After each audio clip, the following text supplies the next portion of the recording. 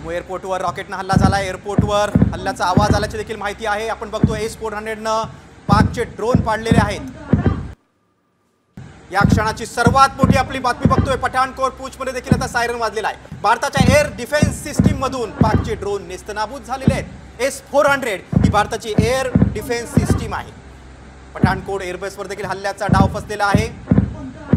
काही सेकंदात पाकचे अनेक ड्रोन भारतानं पाडलेले आहेत। पाकचे नापाक मनसुबे भारतानं पुन्हा एकदा उधळलेले आहेत। ड्रोन पाडण्यासाठी क्षेपणास्त्र सोडण्यात आले होते। पाकच्या हल्ल्यात भारताचं हे सडेतोड उत्तर आहे। जम्मूमध्ये सुरक्षा यंत्रणा आता अलर्ट मोडवर आलेली आहे। पठाणकोट एअरबेसवर देखील हल्ल्याचा प्रयत्न झाला। जम्मू विमानतळावर देखील हल्ल्याचा प्रयत्न झाला, मात्र हे सगळे नापाक प्रयत्न भारताने निष्फळ ठरवले। पाकिस्तानचा कट भारतानं हाणून पाडलेला आहे। भारताच्या S-400 सिस्टीम जी एअर डिफेन्स सिस्टीम आहे ती कमालीची प्रभावी ठरलेली आहे। पाकनं जे जे हल्ले केले ते सगळे क्षेपणास्त्र या सिस्टीमनं नेस्तनाबूत केलेले आहेत। संपूर्ण जम्मूमध्ये आता ब्लॅकआउट करण्यात आलेला आहे।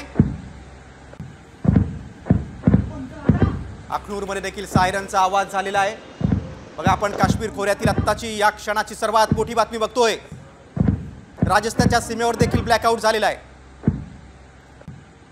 जम्मू विमानतळावर देखील सगळ्यात मोठी आणि महत्त्वाची बातमी गिरीश, पाकचे नापाक मनसुबे भारतानं पुन्हा एकदा उधळलेले आहेत। भारतीय हवाईमध्ये शिरलेले 8 ड्रोन नेस्तनाबूत करण्यात आलेले आहेत। जम्मू विमानतळावरून भारताचे फायटर प्लेन उडालेले आहेत। पाकच्या हल्ल्यांना आता भारत प्रत्युत्तर देणार आहे। जम्मू विमानतळावरून भारताचे जे फायटर प्लेन सज्ज होते ते आता पाकच्या दिशेने उडालेले आहेत। सगळ्यात मोठी आणि महत्त्वाची बातमी आपण बघतोय।